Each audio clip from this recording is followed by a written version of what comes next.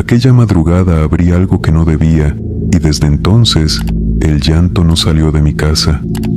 Me llamo Saúl Mendoza y durante muchos años trabajé de noche, moviendo gente entre bares, centrales de autobuses, gasolineras y colonias donde casi nadie quería entrar después de medianoche. Vivía solo en Tampico, en un cuarto rentado que olía a humedad y café recalentado, y me había acostumbrado a pensar que el miedo era un lujo de la gente que dormía temprano. Yo no me sentía valiente, solo gastado por la noche. Había visto pleitos de cantina, choques con muertos tapados por sábanas y mujeres llorando en banquetas vacías, así que llegué a creer que nada fuera de este mundo podía sorprenderme. Conocí a Araceli en una madrugada de agosto, cuando la lluvia apenas empezaba y el calor seguía pegado al pavimento como una segunda piel. Al principio, solo la llevaba del bar donde trabajaba hasta una calle sin pavimentar, al poniente de la ciudad. Ella servía copas, limpiaba mesas y, a veces, aceptaba acompañar a hombres que buscaban comprar un poco de atención, pero conmigo nunca se portó como si estuviera vendiendo algo. Me hablaba con cansancio, pero sin rodeos, y tenía esa manera de mirar de las personas que aprendieron temprano a no esperar demasiada compasión. Durante varios meses empecé a buscar sus viajes, y cuando no la veía, sentía que la noche se me hacía más larga de lo normal. Nuestra relación no empezó como una promesa ni como una historia de esas que cambian la vida de un golpe. Fue más sencilla, y por eso mismo me agarró desprevenido. A veces, después de dejarla en su casa, se quedaba unos minutos dentro del carro, fumando en silencio, mientras escurría la lluvia del parabrisas, y en otras ocasiones me pedía que la llevara por un café barato para poder cenar algo antes de dormir. Con el tiempo, supe que parte de lo que ganaba se iba en medicinas, despensa y pagos atrasados de la casa donde vivía su abuela. También entendí que Araceli no soportaba que la miraran con lástima. Tenía una dignidad seca, casi orgullosa, que me hizo encariñarme de ella más rápido de lo que entonces me convenía aceptar. Yo no era ningún santo, y tampoco quiero acomodar mi recuerdo para parecer mejor de lo que fui. Me gustaba sentir que podía leer a la gente, caerle bien, entrar y salir de ciertas vidas sin dejar demasiado de mí. Con Araceli no fue así, aunque los dos sabíamos que ninguno estaba limpio de pasado. Empecé a tomar decisiones solo para tenerla cerca. Le guardaba horas, rechazaba viajes y hasta me desvelaba más de la cuenta, con tal de cruzarme con ella al final de su turno. Esa fue mi primera fractura, aunque entonces no la vi como tal. Confundí el cariño con el derecho a saberlo todo y, sin darme cuenta, empecé a creer que querer a alguien me daba permiso para meter las manos en lo que no me pertenecía. La noche que cambió todo empezó como tantas otras, con humedad espesa, charcos amarillos bajo los postes y una hilera de clientes borrachos saliendo del mismo bar. Araceli subió a mi carro un poco después de la 1 de la mañana, cansada y con el maquillaje ya rendido por el sudor. Traía una bolsa pequeña y una expresión que no le conocía, seria, pero no asustada, como si llevara horas pensando en lo mismo. Apenas arrancamos, me pidió que la llevara a ver a su abuela, doña Celestina, que vivía en una loma detrás de una colonia irregular, justo donde el pavimento se acababa y empezaban el lodo, la piedra suelta y las casas mal acomodadas. Dijo que necesitaba hacerle un favor antes del amanecer y que prefería no ir sola por la lluvia y por el camino. Mientras avanzábamos por avenidas cada vez más vacías, ella me explicó, con palabras muy medidas, que su abuela ayudaba a gente metida en problemas difíciles y que no le gustaba trabajar con curiosos. Me pidió respeto, discreción y cabeza fría. Dijo que, si veía algo raro en la casa o durante el encargo, lo mejor era quedarme callado y no meter las manos donde no me correspondía. Yo asentí como si entendiera la gravedad de sus advertencias, pero por dentro seguí igual de incrédulo. Me criaron con estampitas de santos pegadas en la pared y con la idea de que todo lo demás eran engaños para gente desesperada. Nunca me burlé de Araceli enfrente de ella, aunque sí pensé que exageraba para proteger los modos de una anciana. La casa de doña Celestina estaba en una calle de tierra, recostada sobre un borde de piedra, como si el terreno hubiera sido arrancado y luego remendado a la carrera. Era una construcción baja, con techo de lámina, macetas de sábila en la entrada y una luz amarilla encendida en la cocina. Lo primero que me desconcertó fue el orden. Yo esperaba un lugar cargado de imágenes oscuras o de cosas colgadas para espantar incautos, pero encontré una mesa bien tendida, trastes acomodados y un olor mezclado de canela, alcanfor y hojas secas.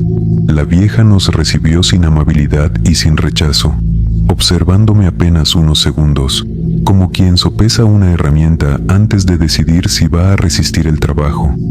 Enseguida puso agua a calentar y nos dejó sentarnos, sin hacernos preguntas.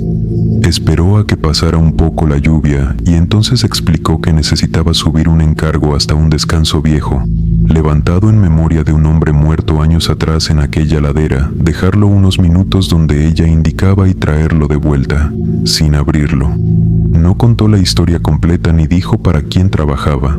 Solo aclaró que el sitio estaba arriba, entre maleza y piedra suelta, y que ella ya no tenía fuerza en las rodillas para subir de madrugada. Después sacó de un mueble un recipiente pequeño de madera oscura, más largo que una mano abierta, cerrado con una tapa vencida y amarrado por dentro con un cordón color vino. No parecía pesado, pero al tomarlo sentí una tibieza rara, impropia de la hora y del clima. Doña Celestina dijo que nadie debía abrirlo, moverlo de adentro, olerlo ni tocar su contenido directamente, porque un trabajo así se dañaba con muy poco. Araceli reforzó la advertencia con una mirada que me hizo sentir, por primera vez esa noche, que yo estaba entrando en algo ajeno. Dijo que bastaba con dejar el encargo junto al descanso, sin rezos ni preguntas, esperar un momento y volver con él de inmediato. La seriedad de ambas debió bastarme para obedecer sin pensar, pero en mí empezó a crecer una molestia sorda, casi infantil, como si me estuvieran midiendo y, al mismo tiempo, excluyendo. Quise demostrarme que nada de aquello tenía poder sobre mí. También quise quedar bien con Araceli, hacerle creer que podía confiar en que yo resolvería lo que hiciera falta. Esa mezcla de orgullo y afecto malentendido me empujó a aceptar sin reservas. Cuando salimos de la casa, la lluvia ya era fina y el cielo empezaba a aclararse apenas por el oriente. Fuimos en el carro hasta donde terminaba la calle y empezaba un camino de lodo, prensado por llantas viejas. A un lado se abría un barranco negro, del otro, unas cuantas casas colgaban de la loma, con focos mortecinos en las ventanas. Araceli me fue indicando por dónde seguir hasta que llegamos a un punto donde ya no valía la pena avanzar más. Desde ahí se veía, arriba, la sombra torcida del descanso entre hierbas altas, con la cruz apenas recortada contra un cielo ya pálido. Ella bajó conmigo, pero apenas intentó subir, resbaló por culpa de los zapatos y del suelo reblandecido. Entonces me pidió que lo hiciera yo solo y me señaló la vereda angosta que llevaba al descanso. Tomé el recipiente con ambas manos. Seguía tibio, como si guardara un animal pequeño respirando despacio, sin voltear a verla otra vez. Empecé a subir con la impresión absurda de que algo también venía subiendo conmigo desde abajo mismo. Subí despacio, enterrando las suelas en el barro para no rodar cuesta abajo con todo y encargo. La vereda era apenas una cicatriz entre piedras mojadas, matas espesas y basura atrapada por la lluvia de días anteriores, subiendo hacia el descanso. A cada paso sentía que el recipiente guardaba mejor el calor, como si lo trajera pegado al pecho de alguien vivo. Cuando llegué arriba, encontré el descanso vencido entre monte crecido, con una cruz oxidada, una veladora rota y flores de plástico endurecidas por años de sol y agua. Dejé el recipiente junto al descanso, donde me habían indicado. Respiré hondo y debí esperar unos minutos para luego bajarlo, tal como me lo entregaron. Pero me quedé quieto, mirando el cordón color vino, como quien mira una puerta prohibida y calcula si está cerrada. Desde abajo no podía ver a Araceli por la maleza y el desnivel, y esa distancia me hizo sentir impune. No lo hice por valor, ni siquiera solo por curiosidad. Lo hice porque me molestó aceptar que había un territorio vedado para mí y porque, En el fondo, quise demostrarme que nada de aquello estaba por encima de mí. Me agaché, levanté la tapa con cuidado y un olor agrio, mezclado con hierba podrida, me golpeó antes que la vista. Primero vi hojas negras empapadas en una sustancia aceitosa que brillaba aún con la poca luz del amanecer. Debajo había 2 fotografías arruinadas por la humedad. En una aparecía una muchacha morena, muy joven, mirando a la cámara con la rigidez de las fotos hechas para cumplir. En la otra salía un hombre de mandíbula dura y ojos pequeños, con una expresión que no logré entender si era coraje o desprecio. También encontré una cadena rota y un anillo barato, con una piedra roja falsa. Todo eso me parecía suficiente para retirarme, pero en el centro quedaba un saquito sellado. Lo tomé entre 2 dedos y, desde el primer contacto, supe que aquello no debía estar en manos de nadie. El nudo estaba tan apretado que tuve que humedecerlo con saliva para aflojarlo. Apenas cedió, salió un hedor corrompido que me revolvió el estómago. Adentro había un resto humano diminuto, encogido sobre sí mismo, demasiado reconocible para negar lo que era y demasiado incompleto para soportarlo sin miedo. No supe pensar nada. Sentí que el pecho se me cerraba y que hasta la loma se había quedado sin ruido. Al cerrar el saquito, el aceite me embarró dedos y palma, y en ese instante sentí un zumbido seco dentro de la cabeza, como si algo hubiera quedado despierto. Volví a meter todo de golpe, sin respetar el orden en que lo había encontrado, y amarré el cordón con torpeza. A esas alturas, ya no me interesaba entender nada. Solo quería apartarme de aquel olor y de la impresión insoportable de que alguien estaba respirando muy cerca de mi nuca. Me embarré las manos en el lodo, froté las yemas contra una piedra húmeda y acomodé de nuevo la tapa. Cuando bajé, lo hice más despacio, por miedo a caer que por precaución. Araceli me recibió tensa. Dijo que me había tardado. Yo respondí que el suelo estaba resbaloso. Regresamos a la casa con la claridad enfermiza que tienen las madrugadas después de la lluvia. Doña Celestina estaba despierta, sentada junto a la mesa, como si jamás se hubiera movido de ahí. Le devolví el recipiente, procurando no mirarle las manos. Ella lo tomó sin agradecer y, antes de guardarlo, se fijó un segundo en mis dedos embarrados de barro. No dijo nada, pero antes de apartar el recipiente, lo sostuvo un segundo más de la cuenta, como si hubiera notado que algo ya no estaba en su sitio, y ese silencio me dejó una punzada seca en el estómago. Después nos ofreció té y una colchoneta para descansar un rato. Me acosté con Araceli y fingí calma. Tardé en dormirme porque seguía oliendo todo. Durante el día traté de convencerme de que solo había visto algo desagradable y de que cualquier otra persona se sentiría igual después de meter las manos en una porquería ritual. Dejé a Araceli en su casa. Seguí trabajando unas horas e intenté bromear con un cliente para espantarme el recuerdo, pero el olor seguía pegado dentro de mi nariz, debajo del jabón, del café y del humo del carro.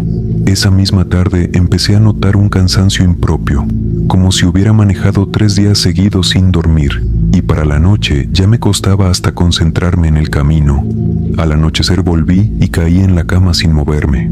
Esa noche soñé que despertaba encerrado en una caja estrecha, incapaz de mover los hombros, mientras algo húmedo me caminaba por las piernas.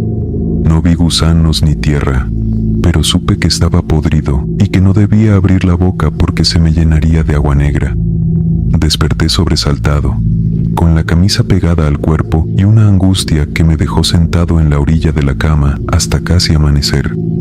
Cuando por fin intenté volver a dormir, escuché un llanto bajo, persistente, como el de un recién nacido cansado. Venía de abajo de mi cama, donde no cabía nadie.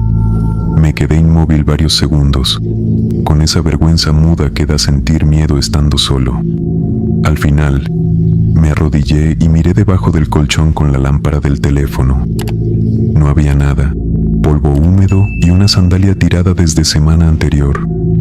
Entonces el llanto cambió de sitio.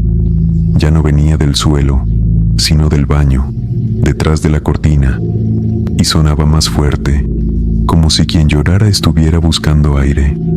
Crucé el cuarto con las piernas flojas y encendí la luz. No encontré nada. Sin embargo, cuando me incliné, el sonido empezó a salir del desagüe de la regadera. Después de eso comenzaron detalles más pequeños, pero peores por lo insistentes. A veces, justo antes de dormir, sentía que alguien se sentaba en la orilla del colchón, sin hundirlo del todo. Otras, al apagar la luz, me quedaba la impresión de que había una sombra inmóvil en la esquina, demasiado alta para ser un mueble y demasiado quieta para ser un error de la vista. Las noches siguientes fueron peores, porque el llanto ya no aparecía una sola vez, sino cada vez que estaba a punto de dormirme, o cuando apagaba la luz para convencerme de que todo había pasado.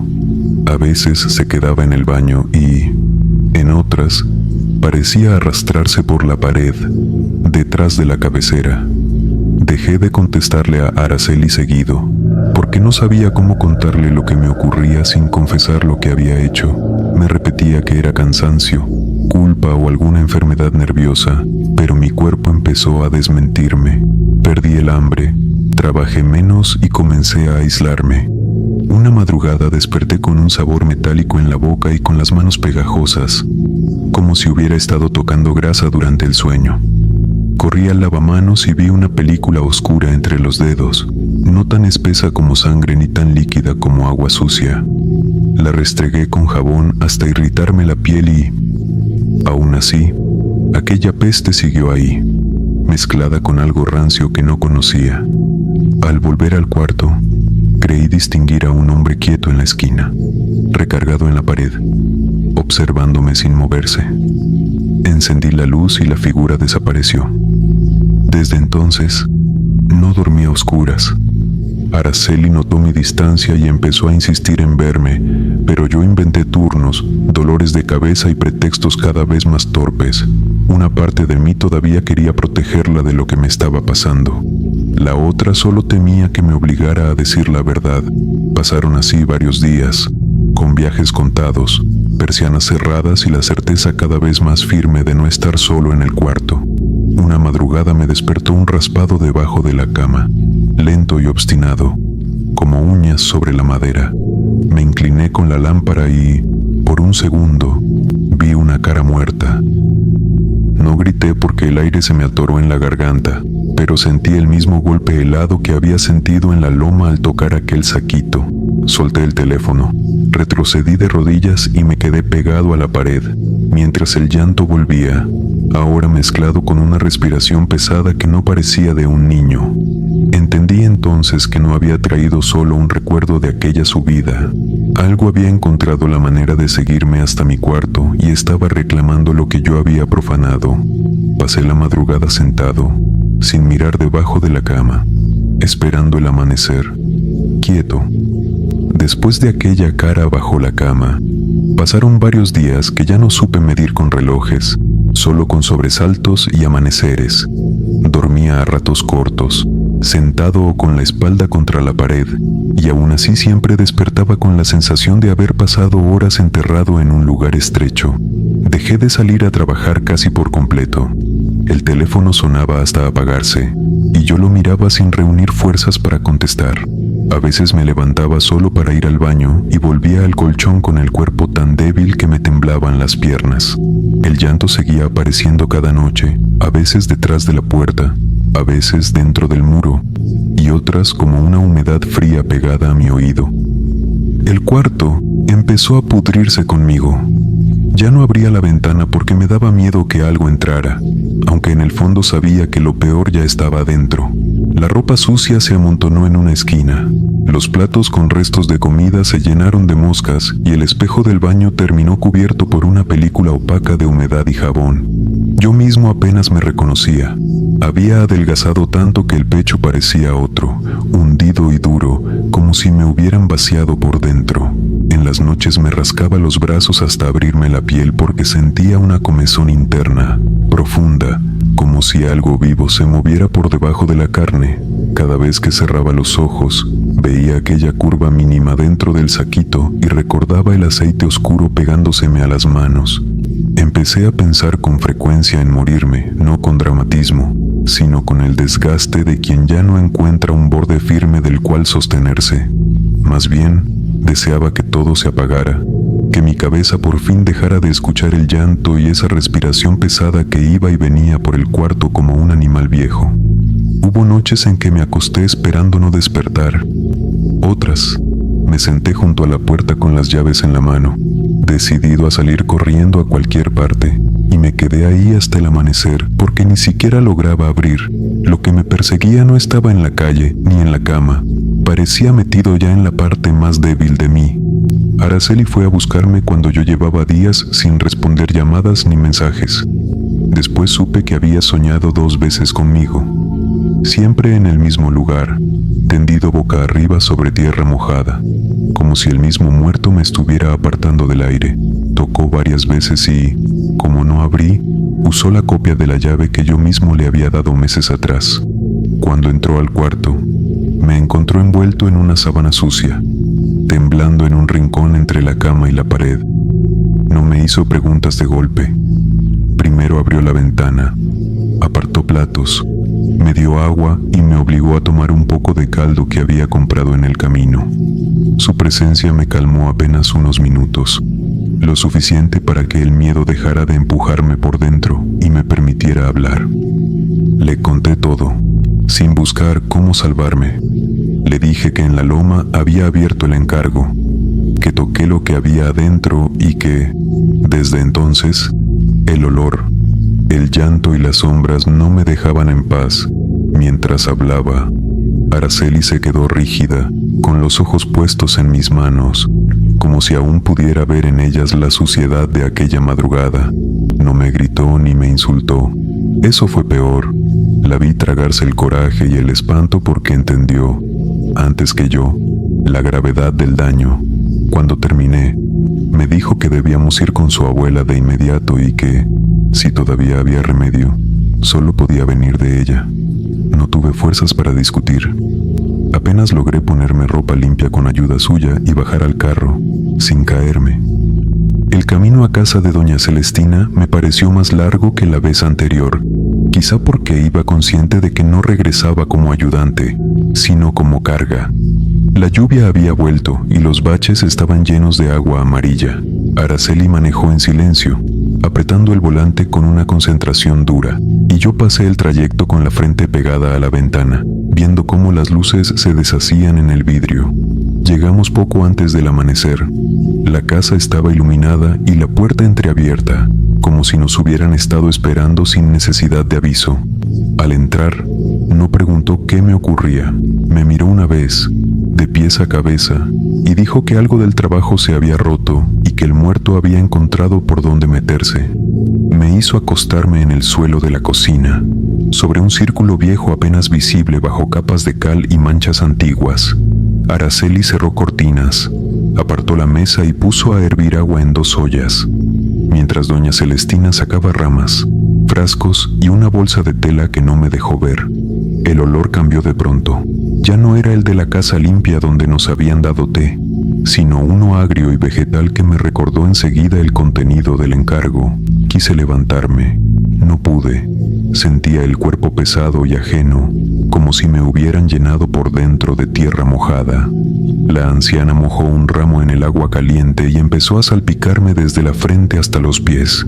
El calor quemaba, pero ya no me quedaba fuerza para apartarme, y quizá por eso entendí que el dolor era la única puerta que me dejaban abierta. Luego vinieron los rezos, dichos en voz baja, entrecortados, casi más respirados que pronunciados. Doña Celestina me presionó el pecho con 2 dedos, hundió espinas finas en la piel de mis hombros y clavó otras alrededor del ombligo. No era un castigo, se parecía más a la forma en que alguien desprende una tela pegada a una herida, con paciencia y crueldad al mismo tiempo. Lloré sin poder contenerme, no de vergüenza ni solo de dolor, sino porque sentí que mi cuerpo entero se encogía sobre sí mismo. Terminé doblado, con las rodillas casi en el pecho, respirando a tragos cortos, mientras el llanto del niño sonaba tan cerca que, por momentos, sentí que me estaba saliendo de adentro. Debajo de ese sonido alcanzaba a oír otro, más grave, como un hombre enfurecido intentando abrirse paso. No sé cuánto duró aquello. En algún momento empecé a vomitar una espuma oscura, amarga, con hilos espesos que me dejaron temblando. Después fui al baño, sostenido por Araceli, y ahí saqué del cuerpo una suciedad negra, pesada, mezclada con gusanos delgados que se retorcían apenas tocaban el agua. El olor era insoportable. Regresé al círculo sin fuerzas y debí de perder el conocimiento un rato, porque cuando abrí los ojos, la luz de la mañana ya se colaba por las rendijas y yo tenía una cobija encima. Araceli seguía a mi lado, agotada, y doña Celestina fumaba junto a la puerta, como si cuidara que algo no intentara volver. Me sentía vacío, pero de una manera distinta, como si la fiebre hubiera bajado dejando puro cansancio. Fue entonces cuando la anciana decidió explicarme lo necesario. Dijo que el trabajo de aquella madrugada no era para llamar nada, sino para desprender de una mujer llamada Estela el apego de un muerto, Leonel, que en vida la había golpeado y celado hasta volverle imposible respirar. Lo mataron años atrás cerca del mismo descanso, y desde entonces seguía prendido a ella. Cada vez que Estela intentaba rehacer su vida, algo se torcía. El resto pequeño que yo encontré era una carga ritual, usada para cerrarle el paso en el sitio de su caída. Al abrir el encargo, no solo desobedecí, rompí un cierre, toqué la parte más podrida de aquel trabajo y dejé mi rastro donde no debía. Doña Celestina dijo que espíritus así no piensan como nosotros, solo reconocen una abertura, una ofensa o un cuerpo disponible. Leonel ya no pudo volver completo sobre Estela y se me vino encima a mí, confundido por mis manos, por el olor que me llevé pegado y por la curiosidad torpe con la que me metí en algo ajeno. También dijo que me estaba ayudando solo por Araceli. De otro modo, me habría dejado secarme por dentro hasta que el muerto terminara de acomodarse. Me recuperé despacio. Pasé semanas sin trabajar y meses evitando cualquier camino que subiera hacia aquella zona de la ciudad. Araceli siguió conmigo, pero lo nuestro ya no volvió a sentirse ligero. Nunca volvimos a tocar el tema con libertad, como si al nombrarlo demasiado pudiéramos aflojar otra vez algo que costó mucho cerrar. Yo aprendí a respetar silencios que antes me parecían insoportables. También entendí, demasiado tarde, que mi incredulidad no me había protegido de nada. Años después pude volver a manejar de noche y rehacerme por fuera, pero no quedé limpio del todo. En temporada de lluvia, cuando el aire huele a tierra removida y a canela hervida, todavía despierto sobresaltado, entonces me quedo inmóvil, mirando la puerta del baño, porque a veces, solo por unos segundos, vuelve a escucharse aquel llanto fino, no dentro de la casa, sino debajo de ella, como si algo siguiera esperando debajo de mi casa.